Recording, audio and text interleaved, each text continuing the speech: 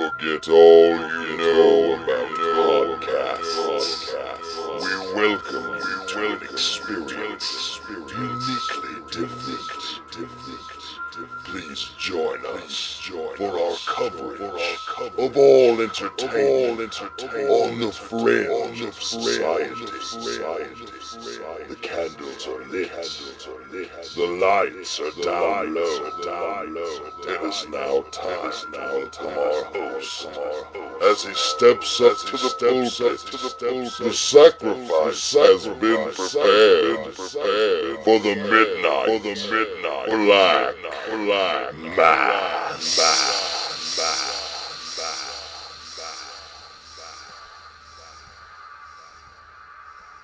To a very special edition of the Midnight Black Mass. It is I, your host, the Reverend Dan Wilson, the devil you know, the maniacal minister of the occult, along with my tag team partner, the Wizard of Oz, Mr. Andrew Alexander. How's it going, man? Doing good, man. How are you? I'm doing okay. It's been actually a pretty good week otherwise, but really some shitty news that we've gotten. Of course, the last episode last week got cut off. We just simply ran out of time. But we're going to continue that discussion talking about the passing of the American Dream, Dusty Rhodes, which pretty much just put the wrestling world on standstill. Since it happened, there's really not been any major news coming out. So we're just going to continue our retrospective on Dusty here in a minute. We also got word that a friend of ours that been through many wars with during the NWA Anarchy days, Brent Wiley, a former official, and actually the brother of longtime Booker and Georgia wrestling star Todd Sexton, had passed away unceremoniously. A very rough week, but we're going to talk about that here in a moment. Anything else going on with you? No, man. Like you said, there's as far as newsworthy stuff, it's been pretty slow, and personally, nothing really new popping up, but just kind of been a bummer, the news of Dusty Rhodes, and then, like you said, just shocking to end. So it's crazy when it's somebody you actually know, and you just expect people to be around. I haven't seen Brent in a while. He was always just a good referee, good guy. I mean, didn't talk a ton, weren't like best friends or anything, but definitely a good guy. Yeah, for sure. I'm going to share some more memories of him here in just a second, actually. But what I meant by this being a special episode, of course, we're going to share some memories of the Dream and of our friend Brent Wiley. But we're also going to talk about, we've gotten you used to the new format now, I think. 4 episodes. You know what the deal is, so we're going to deviate from that for 1 week here, and we're going to do our first ever Top 10 episode, and that's just going to be, this whole episode is going to be pretty much straight up wrestling discussion, and from 2 guys who've spent a lot of time in that realm, so, we're going to put the dick jokes on hold for a week. We're going to dig in, and we're going to talk some professional wrestling. This is an idea you had from listening to some other podcasts, and I loved it. I thought, why not borrow that? Because everybody's got their own perspective on that, and, you can formulate that from you being a fan for many years as well as a performer in the industry, and then later in your career, a backstage person in the industry. So, very interested to talk about it. The topic of the top 10 is going to be our top 10 favorite wrestlers of all time. Am I correct? Yeah, and just to clarify, that doesn't necessarily mean the top 10 greatest wrestlers or performers of all time. It's just guys that we could still mark out for and get excited for, and it's taking into consideration basically everything, as a child, as an adult, as a fan, as a performer, somebody who just you like their look, how they perform, their promos, their merchandise, their gimmick, just all around, just our 10 favorite guys to watch and study and learn from and be a fan of. Awesome, and I'm very much looking forward to that discussion. I had a hard time narrowing down 10, and I don't know, like, the top 5 is going to be easy. There's going to be a lot of discussion about that second 5 for sure.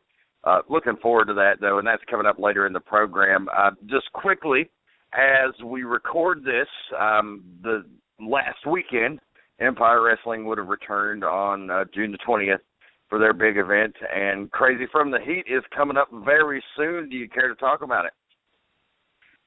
Man, July 11th is going to be the next mega event, Crazy from the Heat.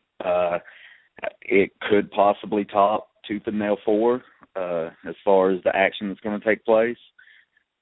Don't want to give away any spoilers to some things I've got in mind and planned. You're going to have to keep up with the Empire Facebook page and things like that to stay in the loop, or hopefully you're at the shows on the 20th and the 27th and see the big unveiling of the card, the matches, and see how everything unfolds. But I got some pretty good ideas up my sleeve, so I think fans are going to be excited about it. Outstanding. Well, I'm looking forward to being a part of it and being right there in the action to give you all the scoops on the Midnight Black Bass Live and really get to the bottom of what's going on in Empire Wrestling. You can find them on social media, facebook.com/Empire Wrestling, on Twitter @EmpirePW, or over on their website at EmpireWrestling.net, where they have some great video on-demand content with Empire TV. All you have to do is provide your email address to sign up. You get a password. It's absolutely 100% free. You can go on there and see exactly what we're talking about with Empire Wrestling, what a lot of other people are talking about. With this big Scenic City Invitational Tournament coming up later in the year, a lot of national attention is coming to Empire Wrestling, and I know that makes you proud to be a part of something that you've been so instrumental in cultivating. Oh, definitely. I've felt for a long time that our product should be seen by a lot more people than it is, because I do believe that it is just a good wrestling product. If you're a fan of wrestling or sports entertainment, however you want to word it, I think it's a good show and offers a little bit of everything for everybody. So anything that can get our name out there and get us a little more recognition and some more eyes on it is okay with me. Outstanding. Well, moving back into the main format stream here, going back to our memorial coverage of the American Dream, Dusty Rhodes. We talked a lot about Dusty's career, his influence on the sport, talking about our own encounters with Dusty. You actually told a great Dusty story a couple of weeks ago on the show when Susan Meeks, his former assistant, had passed away, about actually buying the Dream a 12-pack of beer and there being a pretty entertaining exchange thereafter. And, of course, I told the story of working with him at Hardcore Hell for NWA Wildside and really digging in about the War Games. That was one time that I got to introduce Dusty. The other time I actually got to introduce him and flip the coin as he was the guest coin toss checker for the War Games. So I got to host that whole bit, and that was pretty awesome, doing the War Games coin toss with Dusty Rhodes. That I don't think of a more ringing endorsement we could have had for Wildside and our War Games, which was a pretty big deal at the time. No, absolutely. I mean, that sounds awesome to be just in the presence. I mean, of the man who created War Games. He's credited for coming up with the concept, and great concept it is, especially when it happens naturally, or when it did happen naturally with, and it very much did in those early War Games with the Four Horsemen. Later with the NWO, some of those were good as well. But I mean, that's just amazing to get to work with Dusty in any capacity. So I can't even imagine, the guys at NXT or, some of these people that he was working with hands-on and working on promos with and things such as that. I'd be like a kid in a candy store with a smile on my face the whole time. Yeah, and I think a lot of those guys up there, not a lot of them, but some of them, may take for granted the wealth of knowledge they have back there. And, of course, Dusty was around for a time, but he's no longer with us, so that knowledge is now gone. only it lives on through the people he imparted it to, which was many people over the years. You see so many people speaking out about the influence that Dusty Rhodes had on their career. He was a mentor to many young stars in the WWE and all the way down to the independent level here in the state of Georgia. Or not, I'm in Tennessee, actually, but you're in the state of Georgia, and that's where a lot of our listeners are. So, but yeah, he was such a mentor and a teacher to so many people. I watched that great special the WWE put on the network. It was a lot of rehashing of the Dusty DVD, which is really awesome, which is also on the network. But really heartfelt tributes from a lot of the guys. But, you know, they've got so many guys like that back there. I remember when we went and did that one spot on Raw that year, and it's like you're looking around at all the agents, and these are just the guys that are hired there to give advice, and you see, oh, there's Ricky Steamboat, and, oh, hey, there's Art Anderson, and, oh, hey, there's fucking Sergeant Slaughter, and there is, it's like, you know, it's Ted DiBiase, it is a fucking who's who of legends. Yeah, it's insane. I mean, literally some of the guys you just named may pop off on my top 10 favorites list.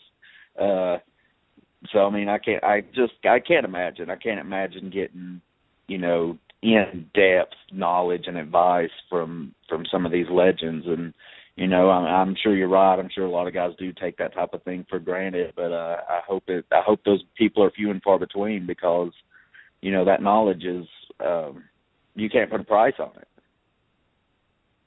No, it is absolutely priceless. And those guys just come from a different era. And I don't like to be the guy that's like, oh, everything was better back in the day, because, you know, there was some shit back in the day. But man, the money was better. They were clearly connecting with the audience at a greater level. They were more impassioned in their responses. They were more involved in what was going on by leaps and bounds. I mean, you watched a mid-card match during 85, 86 Crockett, and I mean, the people are fucking on their feet screaming, throwing babies in the fucking air. And, you know, there was a time in the Attitude Era where it was kind of hot like that, but it was more, not in terms of, like, heat and the baby faces having sympathy.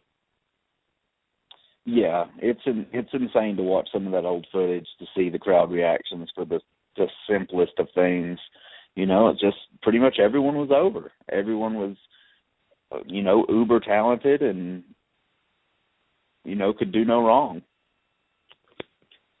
It's just such a different era. Like, the modern PC era has cleaned up wrestling to such a degree, and the corporate environment makes things so micromanaged that characters like that used to exist in wrestling, characters like the American Dream, Dusty Rhodes, they were not just a guy putting on an acting face and going out there and doing it. I mean, they were legitimate real-life characters.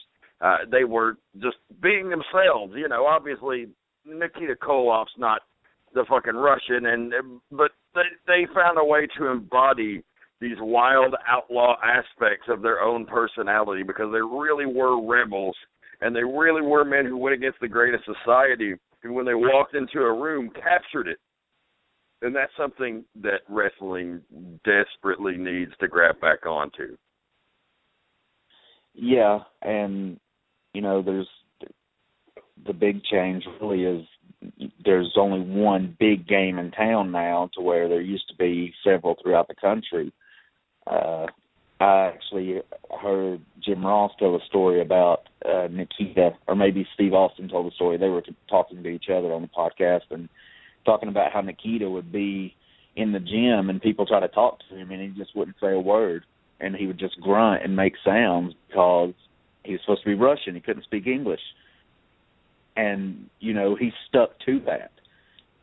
You know, would guys do that nowadays? Would guys go that extra mile to do something such as that, whether it be heel or babyface, you know? And a lot of times they're probably not permitted to, at least, you know, from a standpoint of ignoring fans if you're a heel and things such as that. But, yeah, it's a completely different time. I mean, you're never going to get those days back. You can't put the toothpaste back in the bottle.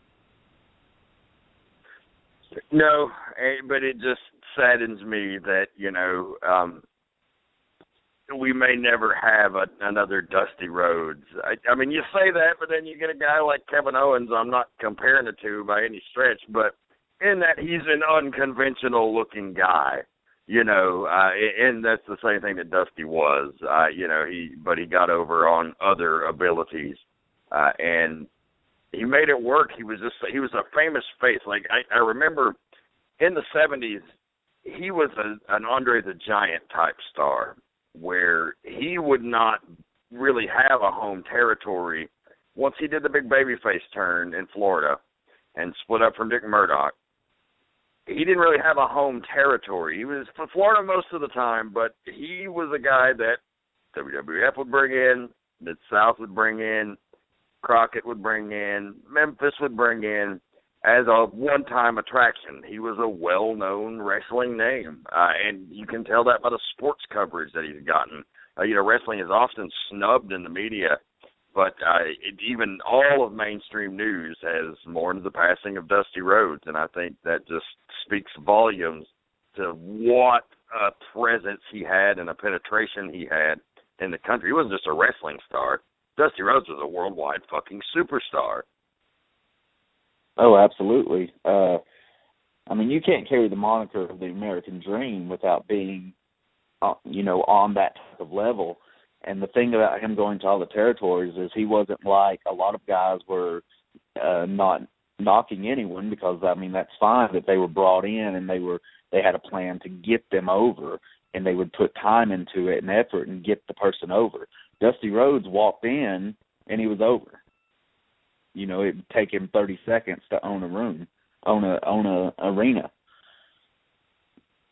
So that's why he could get that type of treatment. Yeah, the way he would speak to the fans, too. They showed some of that on that footage of that documentary, and some of that I hadn't seen.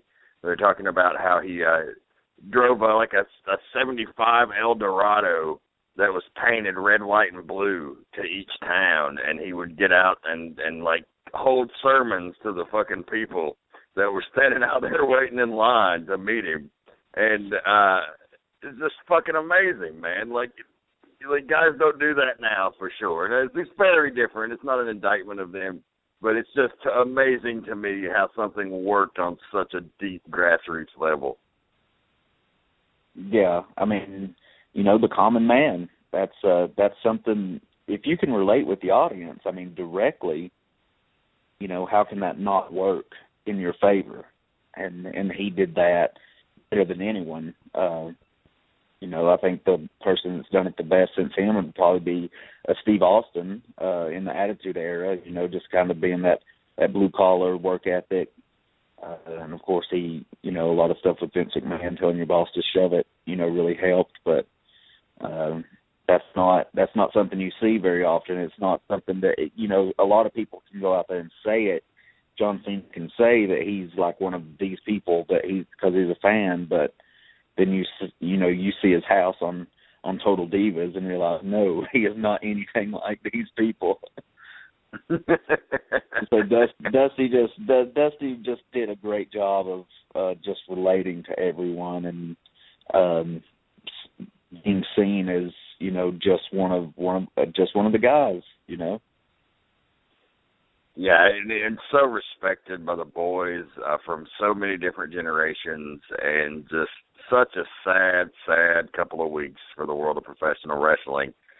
He's one of those very few, very, very few. I mean, you can probably name the guys that drew his level of money on one hand. Absolutely. I mean, he's in the category of an Austin, a Hogan, a guy that drew just unheard of box office, and at a time when it wasn't nationalized wrestling.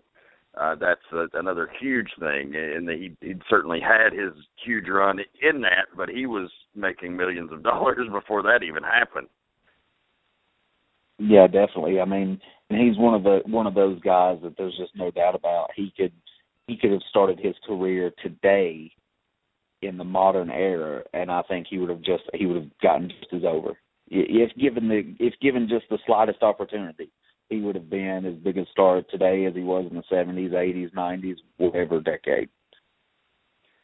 Yeah, there will never be another American Dream, Dusty Rhodes. Thank you for everything that you did for the business, sir. Thank you for the limited opportunities that we had to get to know you a little bit and to get a little bit of time from you. Sit under that learning tree. Like I said, that one hits me hard, man. Like I don't normally get like choked up, about guys in the business. I get somber and sad about it because it sucks. But, man, with the Dream, like I said, everybody just felt like he was a member of the family. Yeah. Some guys you take harder than others, just depending on who you're a fan of and who you grow up watching and stuff like that. So Dusty's definitely a big blow. Yeah, irreplaceable, man. Irreplaceable. And then the second guy I wanted to talk about here for just a minute, Brent Wiley, who we mentioned earlier in the show, he was a former referee for NW Anarchy and later Anarchy Wrestling. He was the little brother of Todd Sexton. Passed away under kind of bizarre circumstances on Sunday morning in Atlanta near his home. Apparently, I really, when I read not the police report, but the newspaper article, really thought there was like some foul play or something involved. But apparently it was like an allergic reaction, just a really sad accident. This was a guy who, I remember this guy, dude, he was less than a squirt of piss when I met him. And I don't mean that in a derogatory way, it just, in terms of the boys busting balls. He was just a kid. Like, I remember in the early Wildside days, a lot of the younger guys that were part of the crew kind of banded together and hung out. It was like me and Corey Chavis and Murder One and Todd Sexton and his partner Tony Santarelli, Tony Stradlin at the time, and the Lost Boys, Azrael and Gabriel, Chad Parham, and then Sal Renaro was a part of that crew, and most everybody kind of congregated over at Todd's apartment in Sandy Springs, Georgia, in the Roswell area. And so, it's kind of where we all went to party after shows and stuff, and especially in the early days before I really buddied up with Bailey and, made that connection with him. And Brent was always there, and he was always just like the little tag-along brother, and he was a nice kid, man. He just loved wrestling and shit. He later got into becoming a referee and, of course, was just super enthusiastic about that. We were really tight for a period, and then some, internal wrestling politics bullshit, drives people apart. And, I won't say that I didn't give him a lot of shit at times, because I did, but, in a loving way. The wrestling's a family type situation, especially when you've been working with the guys and being around them forever. But we always had good conversations. He was a big comic book fan. You'd always want to talk to me about the most recent comics that were coming out. We'd still chat on Facebook from time to time. But it's like a super friendly, good-hearted guy, even when we had disagreements in the wrestling business about whatever, because he worked under me when I was a booker and stuff. So, sometimes situations like that can create tension with people as well. But he outside of the business, regardless, he was always just the coolest dude, always super friendly. And man, it just sucks. I really hate it for his family, like I said, you see a guy that you worked with. I was just Iceberg had posted that match that we did at the Phillips Arena, and I didn't even realize I'd forgotten that he was the ref for that. That was one of the biggest moments of my fucking career, getting to manage Iceberg and against Gunner and Michael Judas, and it was an Anarchy Championship match.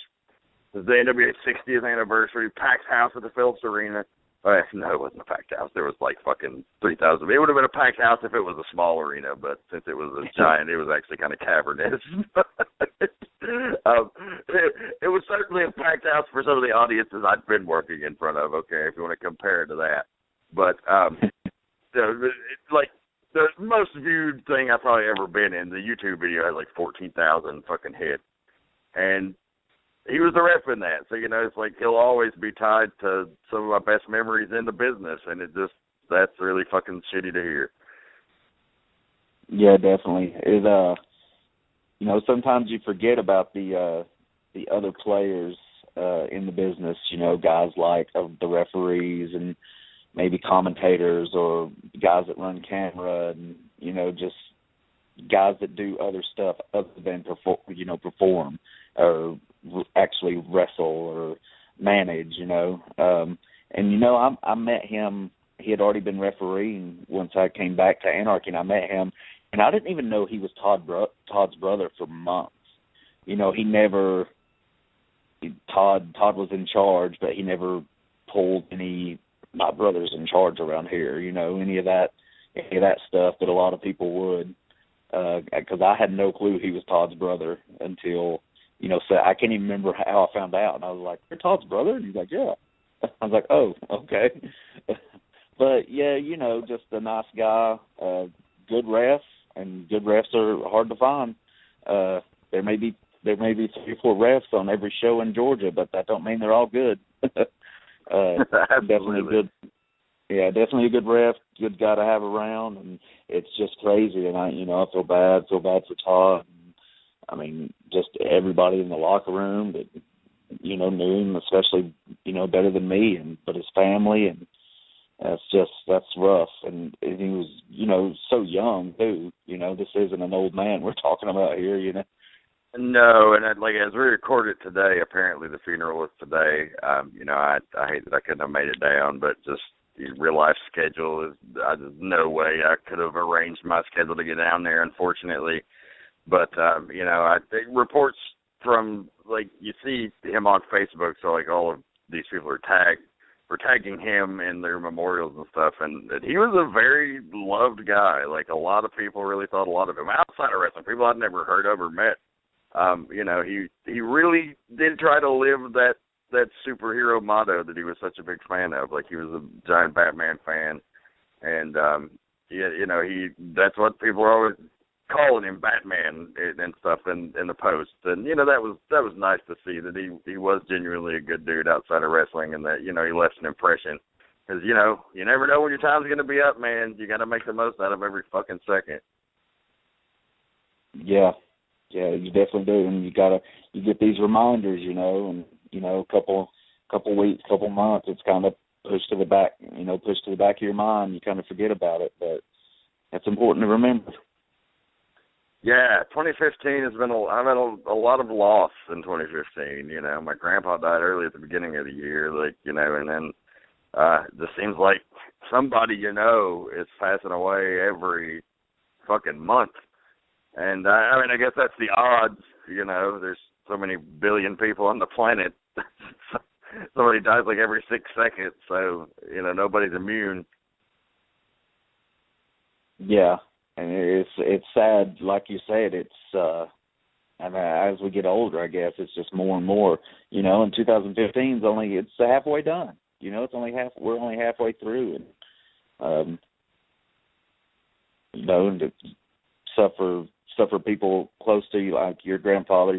My grandfather passed a couple years ago, and it's just rough. It's hard to deal with. It's never easy, whether it's expected or not. It's never just easy to accept. No, it absolutely isn't.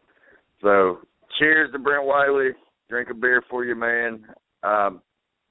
Thoughts go out to your family, to Todd and your brother Jason and all the extended family, the nieces and nephews and parents, all those people I've had encounters with over the years. And, I would consider Todd a friend, and I could say it's just, man, it sucks. It really fucking sucks.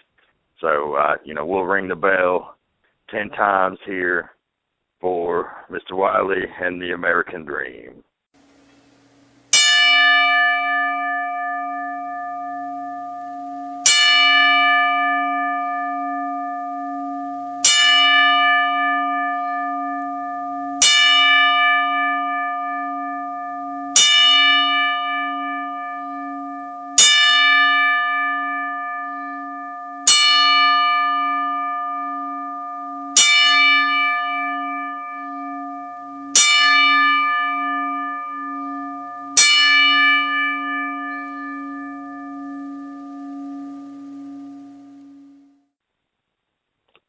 Okay, going to go to a quick break, and we're going to be back with the beginning of our top 10 discussion right after this.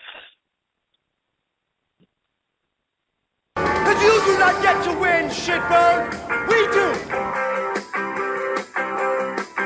Won't you cry, oh shitbird, yeah.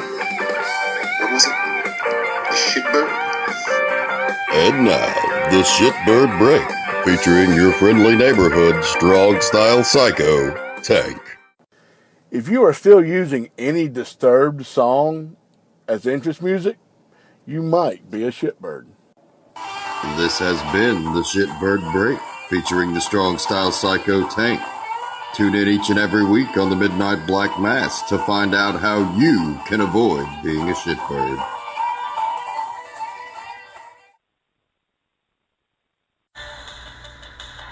The Midnight Black Mass is pleased to announce we have become an affiliate of the World Wrestling Network at WWNLive.com, the home of the finest iPay-per-view and video on demand in all of professional wrestling, featuring promotions like Dragon Gate USA, Evolve, Combat Zone Wrestling, OVW, Shimmer, Shine, $5 Wrestling, and the vaunted Kayfabe commentaries with their U-Shoot, their guest booker, and their timeline series. You have to check it out. Of course, you can always go to their main page at WWNLive.com, but if you will, do us a solid, go to Facebook.com/PottyHumor or follow me on Twitter at Dragons Rejects. We'll be posting our own unique links to these events as affiliates. If you go through our link, they give us a little kickback, and we greatly appreciate it. Whether you're having an autograph session, personal appearance, or live event, we got just the person you need to contact for all of those needs. SBI Bookings is home of some of the best stars in the wrestling industry today. They provide you with the best talent this business has to offer, from Kevin Nash, Larry Zbyszko, Scott Steiner, and many, many more. So who will you contact next time you're planning an event? The men of SBI Bookings. Check them out at sbibookings.com. Wrestling fans, Anarchy Wrestling television tapings are the second and fourth Saturdays of every month at 4236 Level Grove Road in Cornelia, Georgia. For more information on Anarchy Wrestling and on the shows, to watch the television product and a whole lot more, go to anarchy-wrestling.net. That's Anarchy Wrestling, the second and fourth Saturdays of every month in Cornelia, Georgia. Where can you find 24/7 pro wrestling, MMA, talk radio, and more? BeyondRingside.com, featuring 24/7 streaming audio, including the Midnight Black Mass, Sundays at 11 p.m. Eastern Time, except for pay-per-view weekends when they run a mini marathon and the Midnight Black Mass goes on as its namesake at midnight. But don't forget the other great shows like Beyond Ringside, Wrestle Rage, To Be Determined, and more. That's BeyondRingside.com. Hey kids, get your official Midnight Black Mass merchandise just in time for Halloween at midnightblackmass.spreadshirt.com. Be the coolest ghoul on the block with your brand new Reject or Midnight Black Mass t-shirt. Get them exclusively online. Online exclusive, people. midnightblackmass.spreadshirt.com. In this age of technology, appearance can make or break your franchise. Need to stand out in the crowd? Force FX is proud to work with each and every customer to bring them exciting new designs to reinvent their brand. Satisfaction guaranteed. Custom innovative logos can leave a lasting impression and add just the professional touch needed for you or your business to truly thrive. Let us help you grow with your own custom logo, starting out at the incredibly low price of $25. Force FX knows how to advertise. If you need flyers, business cards, web pages, promos, billboards, signs, or anything else designed differently and expertly, we can help. Send a message today with what you have in mind, and together we can create exactly what you need. The best designs, the best deals, designed differently. Force FX. Find out more at facebook.com/ForceFXDesigns or call 423-637-8784.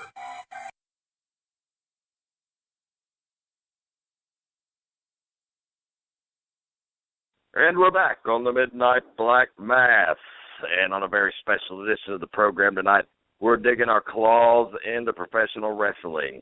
Andrew came to me with this idea of the top 10 discussion, various top 10 lists. He got an idea from other podcasts, and we're going to put our own spin on this. And every now and again, we're going to feature just an exclusive wrestling discussion show. Sometimes it'll be an interview. Sometimes it'll be one of these top 10 segments. So now, for the rest of this show, we're talking our top 10 favorite wrestlers of all time. And to me, especially because of the ranking, because I'm not going to have definitive rankings, and there may even be guys that get switched around in the midst of the discussion in the later part of the rankings. We'll start right at the top. Number one favorite wrestler of all time. I know your answer, but the people at home may not, so why don't you tell them? Oh, you want to go backwards? You want to go 1 to 10? I think we have to, but for my sake, just because of the way I've got my rankings, it's so loosey-goosey in the latter half. Okay. Well, this list was really hard to put together. I've never actually sit down and kind of thought about it. I knew guys that would kind of be in my top 10, but trying to rank it and just trying to think back, it's pretty rough. But like you say, number one for me was incredibly easy. There's no debate. My favorite professional wrestler of all time was, and always will be the best there is, the best there was, and the best there ever will be, Bret the Hitman Hart. And what about the Hitman made such an impression on you that he became your favorite? A lot of people don't know this. You actually have a Bret Hart tattoo on your leg, and not in a visible spot. So, you're not out there parading it around like some kind of mark, but, definitely paying your respects there to the Hitman. What about him made him so influential on you? Man, I remember my first favorite wrestler as a young child. The only other favorite wrestler I've ever had was the Ultimate Warrior, and I remember when SummerSlam '91 aired. Back in the day, when you couldn't afford to buy the pay-per-views, and they wouldn't just be a black screen. You could see it scramble vision, and I remember seeing just little pieces of Bret Hart versus Mr. Perfect at SummerSlam '91 for the Intercontinental title, and thinking, man, this looks so awesome, And I was only 7 at the time, so when that video came out, I rented it, and it's still to this day all around my favorite pay-per-view event that's ever happened. And that match, I watched it and immediately was like, that's the guy right there. That's the best wrestler. That's my favorite. And, he had that attitude that never give up, never surrender, just great babyface attitude that any kid would cling to. I dug the pink and the black. I dug the shades, the jacket, just, man, so much about him. Just as a kid, man, I mimicked his movements, and I would, you'd wrestling on the trampoline with your friends and stuff, and I would always, they couldn't get out of the sharpshooter, and I'd put them in it, and, of course they couldn't get out, and they're screaming and crying, and I got in trouble so many times over that stuff. I was such a huge fan, and I've never stopped being. I don't doubt for a second that he's the greatest in-ring performer there's ever been. I think his storytelling, especially when you get older in the business and you're kind of looking for certain stuff, his storytelling is second to none, and he came up with very different, unique things. For the big matches, there would just be little stuff that you see other people, replicate to this day, but that he come up with. Just everything about him, everything that you could like about a pro wrestler or an athlete or a hero. He was the guy. Yeah, I love Bret too. If you weren't watching wrestling during that era and you're just going back and watching tape, you may not quite get how cool Bret was at the time. But as far as wrestling cool, especially in the 80s when everything was over the top cartoon, and he thought they were wearing hot pink, but nobody was cooler than Bret, man. The chicks loved him. The fucking dudes respected him because they knew he was tough. and whether it is a member of the Hart Foundation, and we later, went on to become one of the greatest singles wrestlers of all time. Just so convincing in the ring. Everything he did looked amazing, and just always looked just absolutely legitimate and crisp, and his matches always told a story. And yeah, I have to agree with you that Bret is he ranks up there. Now, the technical guys like Bret really are not my favorite type of wrestlers, honestly. I tend to go more for the wild men, the brawlers, the characters. Those are typically what always connected with me, as you'll hear about in my number one in a second. But Bret definitely made my top 10 list, and he's one of the only guys of that ilk that did. Awesome. So who's your number one? My absolute favorite wrestler of all time, and that's tough. It almost could be a three-way tie, but I really broke it down to, my absolute, favorite things to watch that I go back, that I emulated in my career as a performer, that struck a chord with me on a guttural level, and my number one favorite wrestler of all time absolutely is, without a doubt, the wild man from the Double Cross Ranch, Mr. Terry Funk. Oh, that's a great choice. That's a great choice. Funk, to me, he was great in so many different eras, and he evolved over time. He almost had three different stages of his career, where he was the NWA World Champion in the 70s, and then he was the bitter old-timer coming back for revenge in the 80s in the deal with Flair, and then he did the total reinvention of his career with the ECW and the hardcore stuff in the 90s, and he managed to have a longevity that very few ever had. One of the greatest promos of all time, one of the most also believable guys, but in a whole different way than Bret Hart. Bill Behrens used to always tell me, when working with some of the various wild men as a performer, he could always tell when guys were, getting so into the moment that they were losing themselves. And that's what you got to kind of worry about, because guys like Abdullah and those wild men, to fully invest themselves in making that convincing, they have to take themselves to a place where they're going to cross a line, a Bruiser Brody, guys like that, to legitimately strike fear in the hearts of people. And but Bill always said, even with guys like Abdullah and New Jack, you could tell if they were coming unhinged based on their eyes. That he knew, you would never have a problem with fans or security with Abdullah and guys like that if he could see their eyes and tell what was going on. But he said when he worked, especially in Memphis with Terry Funk, you never knew what the fuck Terry was going to do because his eyes always were just fucking maniacal. And I remember those eyes piercing me through a television set as a young man.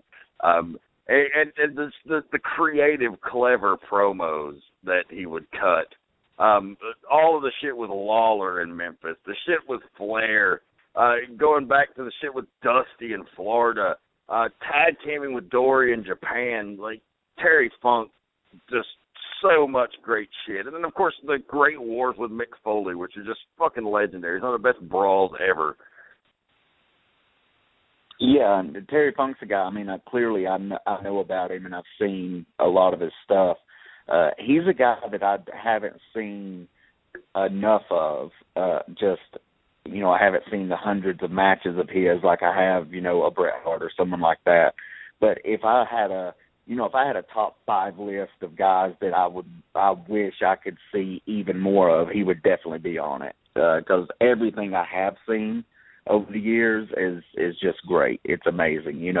From all the stages, I definitely prefer the older stuff and the 80s stuff to the hardcore side, but like you said, he changed with the business, and not a lot of guys can say that, but Terry Funk definitely did. Not to mention, he's in one of the greatest movies of all time, Roadhouse. Yes, he is. I have an autograph from Terry Funk hanging on my wall that Murder One got me. And it's the only time I ever broke the rule of asking to have somebody sign something for me. It was all the guy. I've worked with pretty much every fucking hero I ever had, almost. And the only time this ever happened, I wasn't even at the show, we were booked on a show for Dory Funk in Ocala, Florida. We did a lot of shows for him in the early 2000s. And Dory and his wife Marty are great people. They took great care of us. We always had a great time down there. But they were bringing in Terry Funk, and I got sick or something came up. I can't fucking remember. But anyway, I couldn't go. And so Murder One got me an autograph from Terry Funk, and it says, still proudly to this day, "Dangerous Dan, I heard you're a real idiot. Stay out of jail. Your pal, Terry Funk." I hate to say that I let the punker down. Well, that's a good pick. That's good that you had a kind of a tough choice. So I'm sure your list will be very interesting. But my number one was easy. But the rest 2 through 10 was pretty tough. I did have a hard time. My number 2 pick, a guy I really liked as a kid too, and a guy who's kind of the same thing, with great storytelling, great promos, very different, very unique, very colorful, larger than life. My second favorite wrestler of all time is the Macho Man, Randy Savage. Oh yeah. He was the main event of the first wrestling event I ever saw live in a cage with Jake the Snake Roberts, and even to this day, when if you think of a true love story, you can go through all the movies you can think of, but the true love story, the greatest that's ever been told, is of the Macho Man and Miss Elizabeth. His whole career, his whole run, especially in the WWF, was just amazing. One of my earliest memories that I just remember vividly was seeing that snake bite Randy Savage on the arm, and me being like, "See, wrestling's not fake. Wrestling's not fake." But yeah, he's another guy that it's a shame that he passed away before, he kind of made that peace with the WWE and Vince McMahon, and he got inducted to the Hall of Fame, and he wasn't even able to be there and things like that. So that's very sad. But that's my number 2 pick. Yeah, the Macho Man ranks for me at number 4. So we'll have a lot of cross section here, so there's no sense in talking about guys twice. So I'll just go ahead and weigh in as well. Absolutely, Macho Man is one of the biggest influences on me, even on a subconscious level. I remember at ringside, especially in the Hate Junkies era of the Rev, where I was more dressing like a gutter punk hellbilly type. Even subconsciously, without even realizing I was doing it, I was watching my body motions and my hands and the way I'm kind of talking with my hands, and I'm like, man, you're fucking just totally ripping off Randy Savage right here. You need to fucking put a new twist on that or something. But because I've seen so much of him, and he's such an influence. One of the first characters that just, you're like, man, this guy is a fucking nut. Oh, definitely. And, and to hear people talk, that was kind of really him, except he did a lot of charity work and was, he was a nice guy, but he was definitely out there on a different level than everybody else, and a little crazy, but you got to be successful in this business. So nothing wrong with that. But yeah, he's definitely one of the greatest of all time. Yeah, I could watch Macho Man promos for days. I could watch Macho Man matches for days. His offense was so unorthodox, rarely would you see a guy go and drop 5 flying double axe handles off the top in a row in those days. But for him and what he was doing, it worked because it just solidified that madness element, the Macho Madness that he was known for, made him one of the greats. And yeah, he definitely ranks high for me as well. I have to put him in there at number 4. My number 2 pick, this was also tough. 2 and 3 was tough, but the 2 barely edged out 3. To me, one of the guys that drew the most money in one place in his career than probably any guy in the history of the sport, Jerry the King Lawler, one of the most versatile wrestlers there ever was, one of the greatest baby faces and greatest heels of all time. often overlooked because he was only mainly a top draw in Memphis, but because he didn't have to go anywhere else. But everywhere else he did go, he drew money, and he ended up drawing money later, much later in his career, after a career as a commentator in the WWE. So I think it's undisputed that Jerry Lawler is one of the greatest of all time. Yeah, I definitely agree with that. He's not on my top 10 list, but I am definitely a fan. Definitely respect him. Can you name, who can you name that has done as much as he's done at the level that he's done it at, as far as a babyface, a heel, managing, commentating, interviews, promos, just everything. He absolutely did everything that you could do. I mean, in terms of being a heel, he started his career as a heel when he challenged Jackie Fargo, who was in control of Memphis, as the reigning beloved babyface for many years, and the legendary feud there. There's some great fucking matches too, by the way, if you want to go back and watch for psychology reasons. But then, he was, of course, then later the beloved babyface. And then he did the big feud with Andy Kaufman that transcended wrestling and got national media attention. It was very little about wrestling and very much about telling a story, but it did box office, and that was the end goal. Yeah, absolutely. And then, it could be argued that he was only a draw in the one territory, but it was a pretty big draw, and it was a really long time. And then he went on to, do, obviously, he had a good run as a wrestler in the WWF and WWE. And, he's arguably one of the greatest color commentators of all time. Him and JR were kind of the voice of the Monday Night Wars and the WWE during their biggest boom.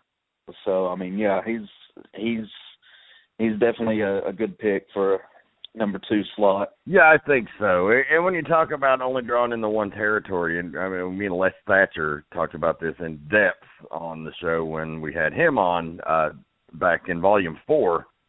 This is actually Volume 5, but regardless, he had talked about how now the WWE comes to town once a year, twice a year, right?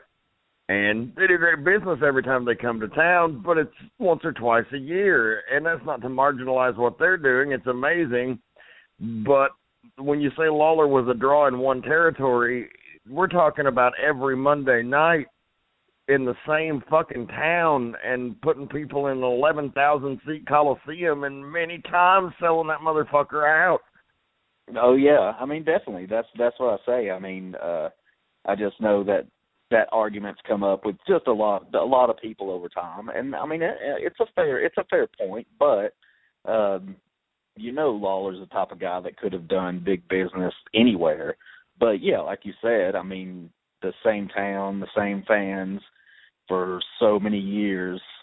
Yes, he's definitely one of the best of all time, one of the biggest draws, and like I said, I don't think anybody's done as much as he has done on the big level that he's done it on, just every aspect of the business.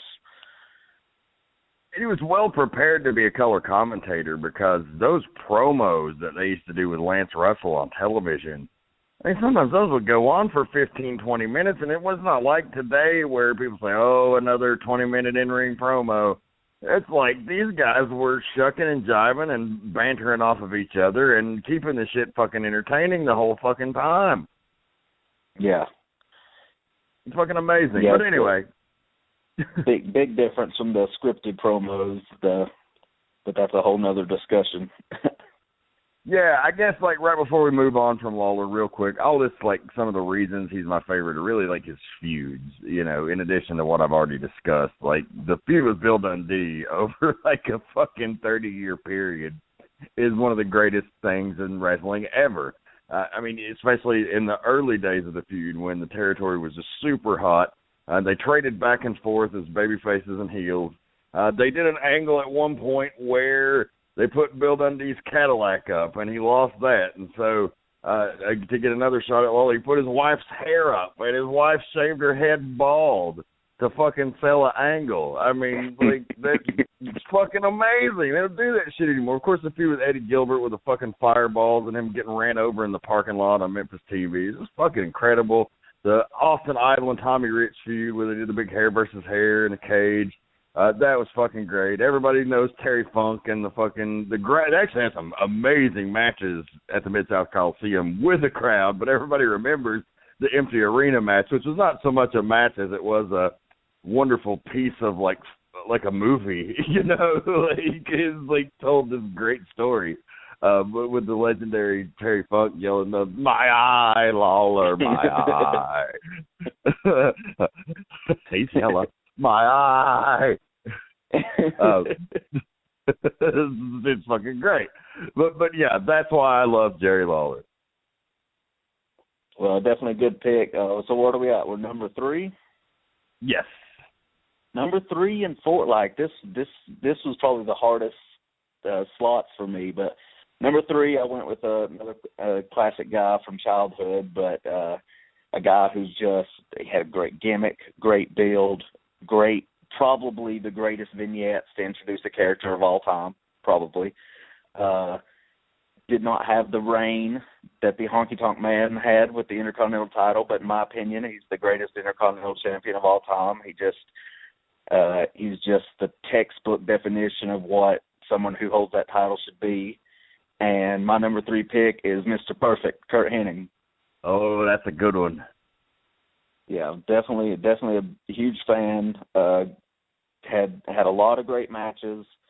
You know, maybe not because he had some injury issues, and then he had that streak in WCW, which he could have had some good matches, but you know, to stand out as a WCW match in that era, that just to be a good match was really hard because the product was just so watered down with the whole NWO thing and the run-ins and just all of the foolishness. You know, you're not going to have that classic matchup like he did earlier in his career, but definitely just a huge fan of his, the way he sold, the way he worked, especially as a heel, but he was a great babyface too.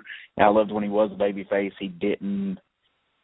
he was one of the guys like a Savage that when he turned babyface, he didn't change a whole lot. He didn't stop kind of working with a bit of a mean streak. And I always love that because I hate when a heel turns babyface and it's like, oh, now they never break rules or they never do anything wrong or they'll never take a shortcut just because they're supposed to be nice now, you know, and it's kind of something that would make someone think, oh, this is fake, you know, if everyone does it. So I like when guys don't. But my number 3 pick, Mr. Perfect. Mr. Perfect was one of my favorites too. He's one of those that teetered on my list. He didn't make my top 10, but he was one of those guys that could have been probably interchangeable with my number 10 pick. That I ended up with about 7 or 8 guys that could have been, and I'm going to talk about them if we get time at the end, just ever so briefly. But yeah, I mean, I loved him as a heel. He was a quintessential heel.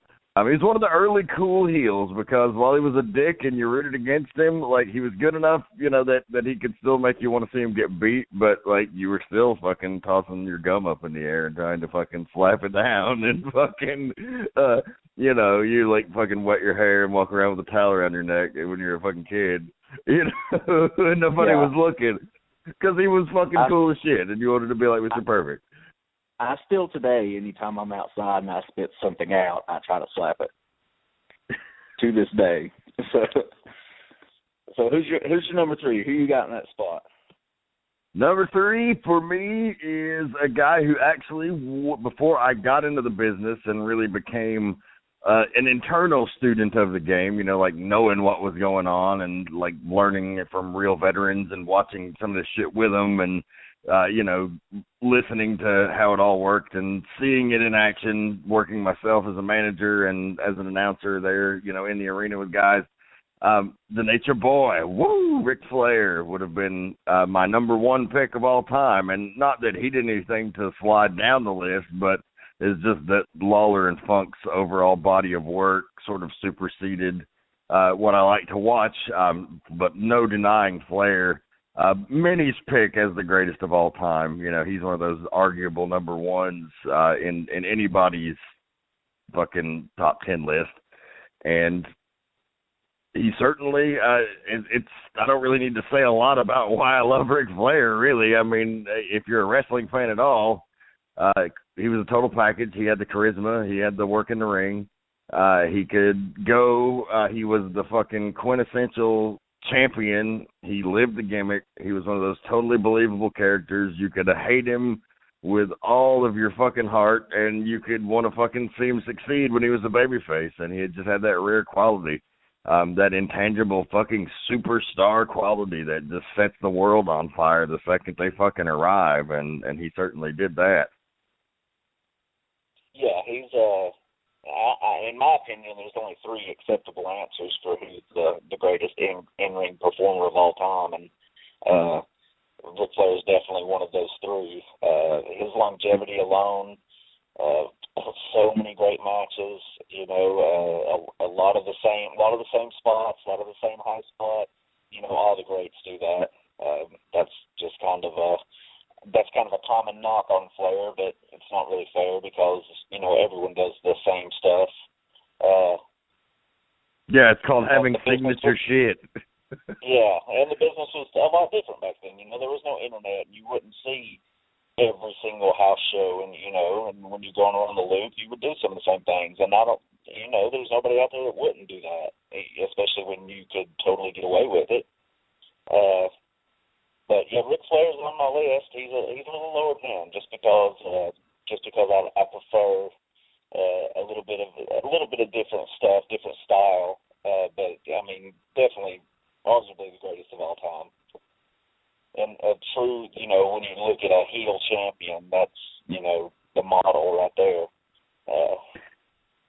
So yeah, probably the most emulated guy in the history of the business. I mean, I think everybody, even whether they know it or not, just like I was talking about with Savage earlier, whether you know it, know it or not, you're emulating Ric Flair. If you're a heel, when you talk, especially early on, getting into business and you're cutting promos, I mean, if you grew up watching Ric Flair, then you're emulating Ric Flair.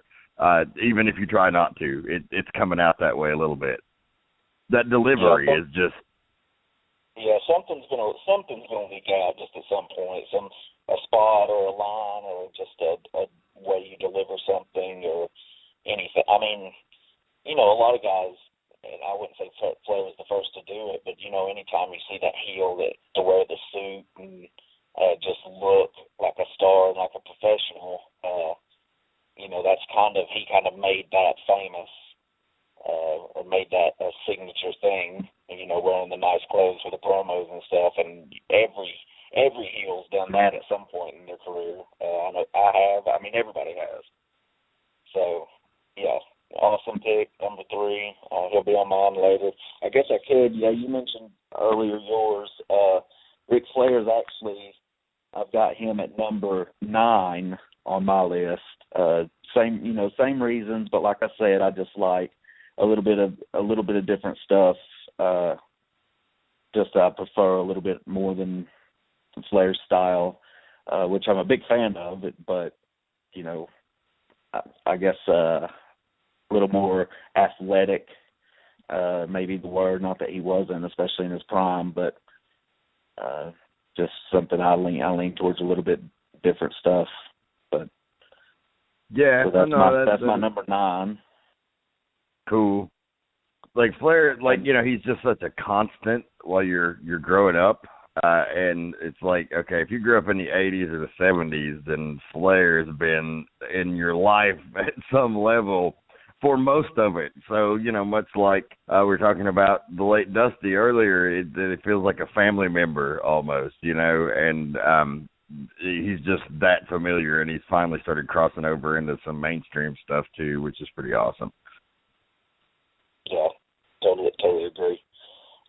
So we're at number 4. My number 4 is, you know, a couple of picks have wrestled in the modern era and stayed around, but this is my only pick that's really from modern times, I guess. Attitude Era and greater. Definitely think that even though he's had pushes and done great stuff both in TNA and WWE and held numerous titles, I still would probably consider him arguably the most underrated performer of all time. Because I think he's up there with all of these greats that we're mentioning, just on in-ring work alone. But he also had charisma, and he had presence, and he had, he's a little smaller, but, a lot of guys that we'll talk about are a little bit smaller, I'm sure. I know on my list. I think he should have had every bit of the career that Edge had as far as main eventing and stuff like that, and that's not taking anything away from Edge, who was a great performer as well. But, and when you listen to podcasts or you listen to shoot interviews with guys that have worked with him, if his name gets come up, because I just make note of it, they always talk about how grossly underrated he is, and how he's just so great in the ring. And I personally think that, as a heel or babyface, your number one goal should be to make your opponent look good. And if your opponent has the same goal, you're going into the match both with the goal to make each other look good, so you're going to have a good match. And that man can make anybody look like $1 million. And, the main event series of matches he had with Randy Orton a couple of years ago, those matches were just phenomenal.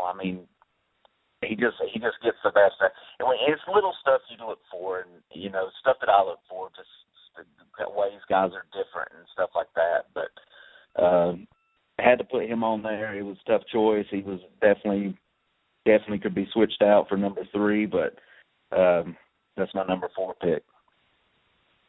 Interesting. It's not that surprising to me, knowing you, because I know you've been a huge fan of his for many, many years. I think maybe to our listeners, when you're talking an all-time top 10 list, I don't think he's a guy that probably comes up in a lot of top 10 lists, but I'd agree with you as far as his ability. The guy can really – he understands the art of the business in terms of putting people over and, making the whole thing – look good, and so, especially making your opponent look good in terms of getting yourself over. Yeah, I've had the mindset before of wrestling a match where I'm like, I'm going to give this guy the best match he's had. I'm going to make this guy look better, and anybody that knows and has a clue what they're looking for will know that it's me doing it, not him. And I just get the feeling that he has that same mentality because, there's matches that I've forgotten. There's matches that just they don't have the build, or they don't have the emotion behind them, or the story behind them to where they're just memorable for reasons that a lot of other guys' matches are. But just if you just go back and watch any match he's in, any high-profile match on a pay-per-view or anything, and it's top-notch. It always is, and he just always delivers quality. And I have been a fan of his for a long time, and I tried to think of more modern guys to put in, and I just couldn't do it. He's really my only one as far as who started, in the late 90s and wrestled throughout most of the next decade. Yeah, I don't know that I have anybody that would necessarily fit that bill on my list. My number 4 we already talked on, which was the Macho Man, Randy Savage. Of course, an all-time favorite for both of us. He ranked very high on you. He was number 2 for you? Yeah. So that's a pretty high ranking. And, I don't know that there's anything else I could say about Savage other than just it's a damn tragedy that he's no longer with us. One of the most colorful, outrageous personalities ever. And, fuck yeah, he has to be up there. And it was a struggle ranking him number 4. I felt he should have been higher, but that was about as high as I could get him with the other guys and how much I respected them. Yeah, that's fair though. That's some tough competition there, but he sticks out. I'm sure anybody that grew up a fan in our generation, I bet he would be on anybody's top 10, whether it be number 1 or number 10. I bet he would he's probably a guy that would make the list more than anybody, maybe with the exception of a Flair. Like, if you grew up in our age range and at fucking WrestleMania 7, when Miss Elizabeth came to make the save after Sherry Martell turned on him, and you didn't get a little fucking choked up, then you weren't a wrestling fan in our generation.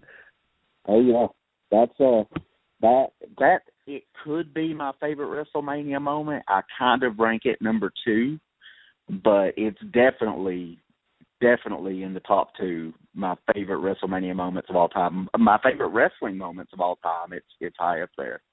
Yeah, that's just an awesome story, and we could go on all night about Savage for sure. And my number 5 pick is a big opponent of Savage's many times. A guy that, even not seeing as much of his stuff in Mid-South as I would like to see, he's still high on my list just because of his body of work that I am familiar with. I've definitely seen some Mid-South stuff, and it's all amazing. But mine is the $1 Million Man, Ted DiBiase, number 5 on my list. That character, one of the greatest characters of all time. Great vignettes, great promos. He also, he shifted to commentating a little bit after his in-ring career was over, and then managing in a bit of a bit of a slump in the business those years he was managing, but he definitely did a great job in that role as well. But his in-ring work was just amazing. Another one of those guys that just really got it, and as a heel, really worked hard to make the baby faces look strong. Wasn't greedy. What didn't seem like he wanted to get shit in. He was there for the match, and he's just a guy that I've always been a huge fan of. So had to put him on there. Yeah, DiBiase didn't make mine either, but god damn it, he was great. Like you say, the $1 Million Man gimmick was just one of the most hateable things, and the true embodiment of the 80s. But also all of his stuff in Mid-South was amazing. His stuff in Georgia was amazing. He was just an all-around great worker. One of those guys that probably should have been world champion that never was. Oh, he got screwed out of both of them. He got screwed out of the NWA title and the WWF title. Yes. But, I mean, he was penciled to win both of them, and he never did, and that's just a shame. And if the business was like it is now, everyone kind of gets a shot, I mean, not everyone, but every top guy kind of gets a shot at a world title. And, there's so many guys that, Roddy Piper and Kurt Hennig was AWA champion, but never WWF champion. Ted DiBiase, just so many classic guys that could have easily been world champion in any era and never had it. But that's just the way, the business was different. But Ted DiBiase became the $1 Million champion, and that,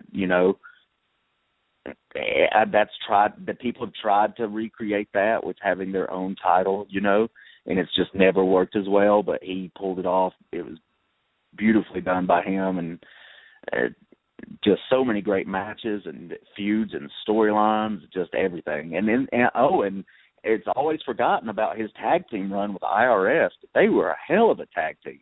I love those two together, watching their matches now. And that's just always they're kind of forgotten about, but definitely an underrated team. But just his whole, everything he ever did was, money, pun intended. I just love that bump he took. Like guys today don't so much have those signature bumps that guys back in the day took.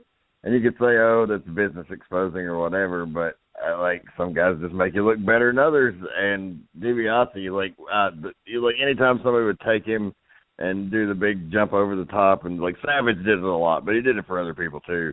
Jump over the top, but hold his head and slingshot him on the top rope with his neck, and he would just take that fucking sweet bump and flip over backwards, and it was just like he always made the other guy look so fucking great.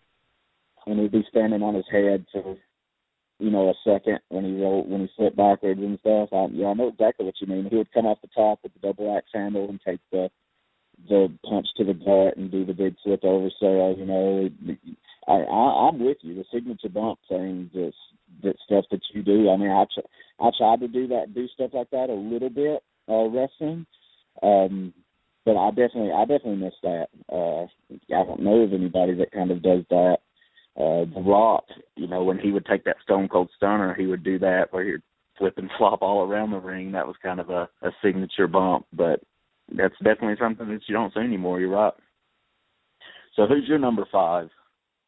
My number 5 is in Malcolm Dream, Dusty Rhodes. That we just lost and spent a lot of time talking about. So, like you think, not a lot left to talk about Dusty, but I will talk about just like as a kid, the influence that he had on me. Like, and I never really talked about that. I think about, watching as a fan and getting into the business and meeting him and some of those stories and working with him even. But I remember, like, he was such an influence on me that when I was in high school, I took, like, fucking acting classes, drama classes and shit. And we had this improv class where I had this group of guys, and this reoccurring skit we would do is we would make the horrible light of some terrible situation going on in the country. For example, one of them was Columbine. And so we had, like, these kids in school, and this fucking school shooter come in and fucking put them all on their knees and, like, be about to execute him. And, of course, like, the improv teacher doesn't know what the fuck we're going to do. She's, like, fucking horrified and, like, just about to fucking cut us off. And then, like, we would cue the fucking music on the boom box with the fucking American Dream. Fucking cowbell. And then I would come out with fucking, like, pillows all in a fucking shirt and a cowboy hat. And I would fucking give the heels bionic elbows and then cut a big Dusty Rhodes promo about how they need to turn their life around. And it's just like we would do skits like that over and over and over again. And fucking, like, it became a pretty popular thing when I was in high school. And, like, the Dream was a part of my life so far beyond wrestling, so he had to rank pretty high up there. Yeah, I mean, great choice. He would have been... I had that handful of guys. I mean, I probably had a top 20 I could have done, and he would have probably been on that list for sure. Definitely a huge fan. We've said a lot about him in the past 2 episodes, and rightfully so. My number 6 pick, I'm more of a fan, as far as a character standpoint and a look, I'm more of a fan of his tag team stuff and his very early heel stuff, but his in-ring work cannot be denied, and he's another guy that just got it and made everybody look amazing. And that would be another person who could be the greatest of all time, and that's Shawn Michaels. I don't love, after that initial run as a heel with Sherry Martel, as his manager, which I love that. I love the whole attitude and look of that, and I love the stuff with the Rockers. After that, it's not like I'm marked out for the promos or for the look he had and those type of things, but his matches. I mean, yeah, I think he was better when he came back in 2002 and started working with a whole new crop of guys. Just matches he had been with Jericho at WrestleMania, and then the feud him and Jericho did later on, and Triple H, of course, and Undertaker. I mean, my God, that first Undertaker match at WrestleMania is damn near perfect. So his aging veteran Shawn Michaels was my favorite. Oh yeah, I mean, and his facial expressions and his body language and that type of stuff that people overlook. He was so good at that, and that's why, I mean, he had to be on my list for just his talent and his ability alone. Yeah, he was also on mine. He ranked at number 9 for me, so we'll skip that when the time comes, or just remind you that it was HBK. But I'm with you. Like, aging veteran Shawn was my favorite. I thought he had some amazing matches. All those you mentioned, the matches with Kurt Angle, I loved. Just all that shit that he did during that time was fucking amazing. we got to even work with him during that time. That was pretty cool. And he was really smart about the business and fucking just an amazing learning experience to work with such a legend, even if it was just run in and take a punch. To listen to him sit there and lay out the whole spot with Vince and Triple H and everything was fucking amazing. Yeah, definitely.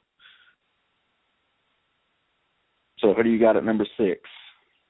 Number 6 for me, particularly the Cactus Jack iteration, but all versions of one Mick Foley. Excellent choice. I have Mick Foley. I switched him and Flair, so I have Mick Foley at number 10 on my list. Especially as a teenager, he was a big influence, had a great story, and this is something that I have said for years that people always kind of go, oh, really, but I think that Mick Foley is the greatest promo ever. Not Ric Flair, not Dusty Rhodes. I think Mick Foley is the best talker and storyteller all around. He can make you laugh, make you cry, make you feel his pain, make you happy, make you smile, everything. I think he was the best at doing that. And I'm a big fan of Cactus Jack, but I was a big fan of Mankind, especially the initial very dark and very strange Mankind character. I think that's something that's overlooked. You think Mankind, you think Socko and the shirt and the tie, but that first Mankind character was amazing. So I'm definitely glad he's on your list because that's an awesome pick. Yeah, man. Like you said, as a teenager, that story and his book, inspired a lot of fucking people to want to get in the business.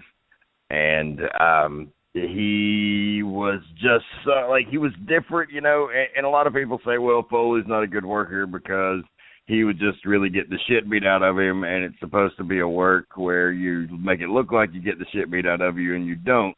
And to me and a lot of people, I say, well, it's not an actual sport. So while there's fundamental things that should be adhered to, there's also an exception to every rule. And I don't think anyone would deny that Mick Foley used those abilities to get over where he might have otherwise gotten just overlooked. Yeah, definitely. And, he was entertaining. He was a good worker. I mean, he worked hard. He had amazing bumps, a good offense. He never, he didn't hurt. He wasn't going out there hurting guys. And I think he had great psychology, like I said, great storytelling. He's had great matches throughout his career. The WCW matches with Vader were top notch. Those are some of my favorite matches of all time. Like those, I could go back and watch those anytime, and they always make me cringe, and they always just enthrall me. And I just cannot fucking believe that one human being would let another one do that to him. Those are some of the most fucking brutal matches of all time as well, and that ever took place in a fucking ring. Yeah, and not to mention, he has to have the most iconic visual image in professional wrestling history, being thrown off the top of that Hell in a Cell. I mean, my God, that was insane. I mean, you can show that to anybody and they would react and pop. That's up there. It's got to beat Hogan Hogan slamming Andre is just a picture that you just never forget. And that was crazy. No one else is going to do that, but he was more than just a guy to take the big bump, take a big fall. He was good at what he did, and so he was number 10 on my list. He made the cut.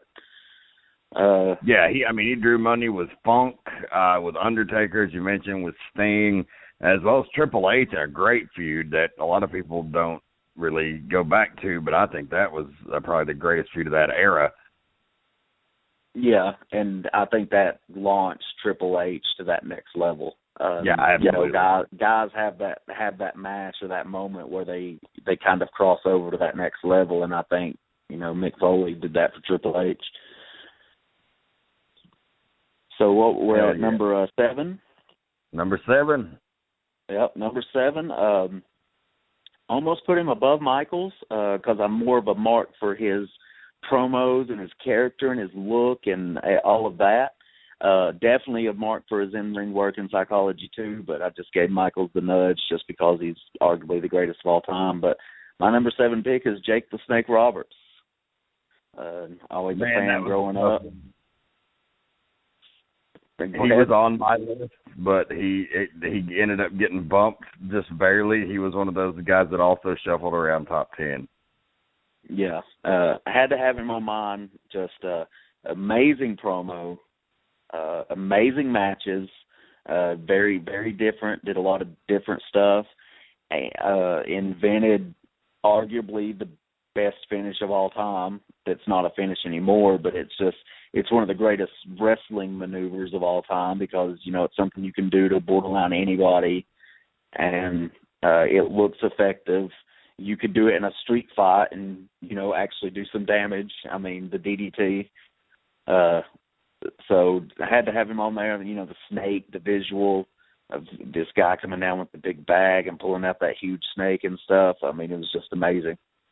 Yeah, I love Jake. I mean, everything you said, the darkness, the promos, the uniqueness, his in-ring stuff was always very unique. Like, just everything about him, he was one guy that really stood out. And responsible for some of those most memorable childhood moments as well, with the Cobra biting Randy Savage, and of course it's the snake, like earthquake squishing Damien. That is a huge moment I remember from being a kid. Yeah. And later getting to work with him a little bit, and he's quite the interesting character, and it's always a pleasure to get to see him. Oh, definitely. Yeah, I went up to him and told him it was right after his DVD came out, and just told him I enjoyed it, and he grabbed me and talked my ear off for a little bit, which I was loving, and I was like, oh my God, this is awesome. He just kind of cut a promo on me, just telling me about stuff, and that was great just to share a locker room with him, just because he was always one of my favorites growing up, and I can appreciate even more when you learn a little bit more about the business. Yeah, absolutely. You really learn to respect how unique he was and what he brought to the table. So my number 7.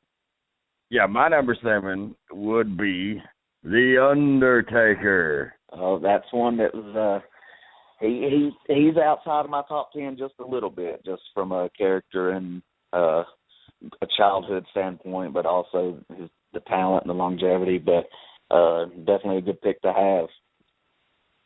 Yeah, like the Taker was really a big favorite of mine in like my early preteens and then, into my teenage years.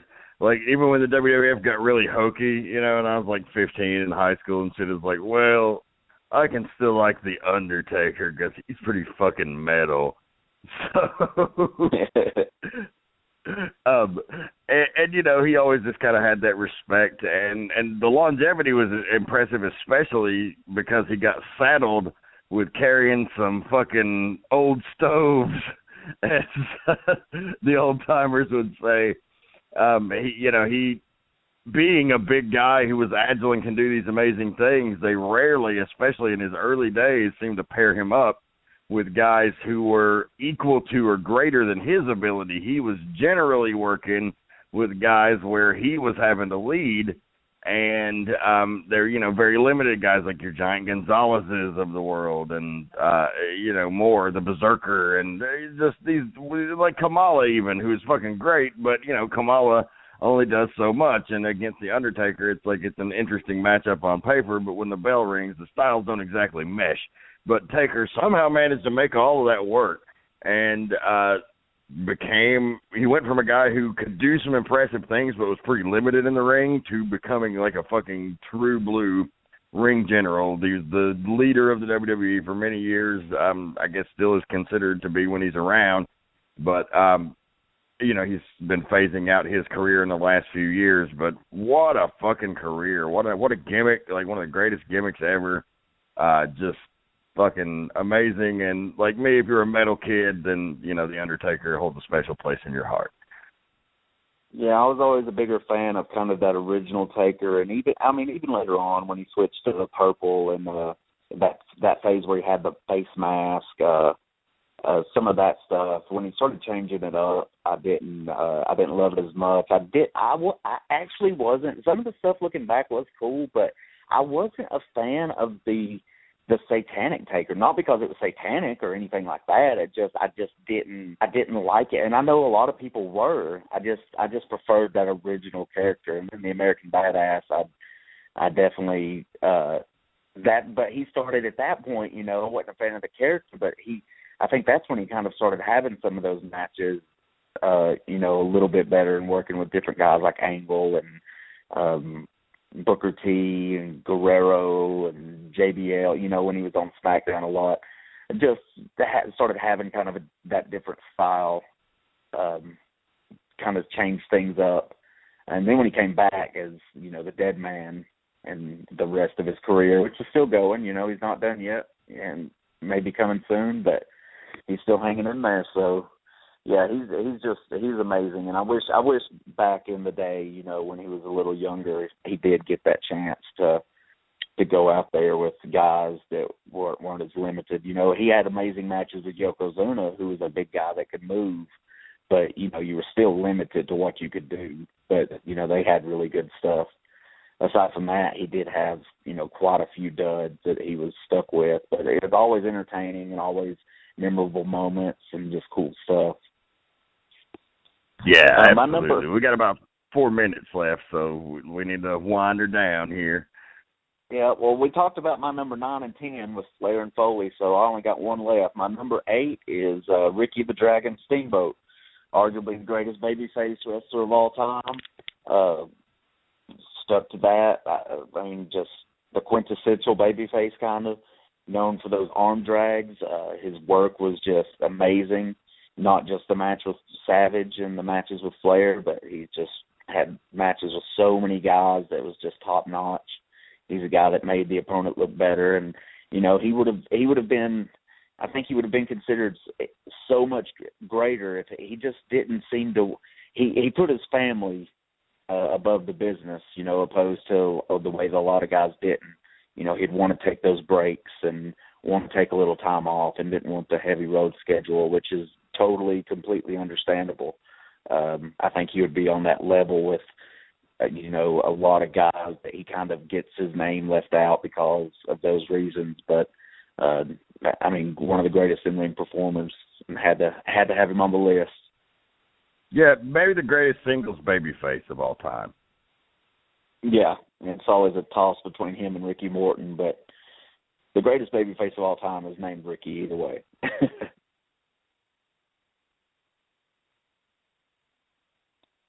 Yeah, well, let's see. For me, I had Bret Hart at 8, so we can skip that. We already talked about him. I had HBK at 9, so it looks like I only got one more as well. Who got that number 10 spot? It would be the ravishing one, Rick Rude, and that was the most difficult spot to pick of all of them. That's a good choice. That's an awesome. Rick Rude was great, man. I mean, look, people still consider that when you think the Intercontinental Champion, you think Rick Rude, even though he only held the belt for about 5 months. People don't realize that. He held it from one pay-per-view to the next, and he's still kind of considered one of the greatest champs of all time. And then the stuff with Heenan, and, I know he obviously had great runs before coming into the WWE, and then he was probably the best thing about WCW for years, matches with Sting and the Dangerous Alliance and all of that. Yeah, those are some of my favorite Rude matches, is that 92, 93 WCW era, just because you'd seen all the matchups in the Fed for years, and this is this whole new boat of matchups with Steamboat and Dustin Rhodes and Sting and Barry Windham, and it was fucking great. He was a great performer. His career was cut way too short and had to make that 10th spot. But that'll round up the first ever Top 10 edition of the Midnight Black Mass. It's been a very cool thing to do this and just dig in and talk a little wrestling for once. Yeah, definitely. And I was shocked by a couple of your picks. I could see coming, and a couple of them I was, surprised by. So it's always cool because I know a lot of guys' favorites, but you never know. Pull out some unexpected surprises there when break it down and talk about it like that. Absolutely. Well, we are out of time, folks. We'll see you next week. Keep one foot in the gutter and one fist in the gold. We're out.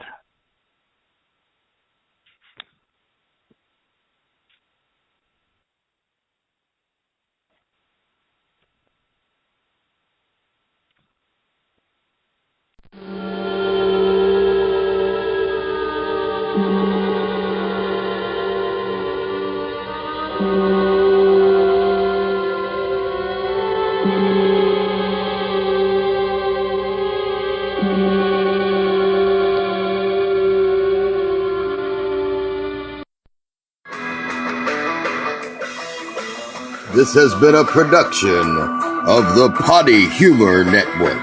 Find us online at youtube.com/pottyhumor or subscribe to us weekly and never miss an episode by searching Potty Humor on iTunes or Stitcher. Thank you for listening and good night.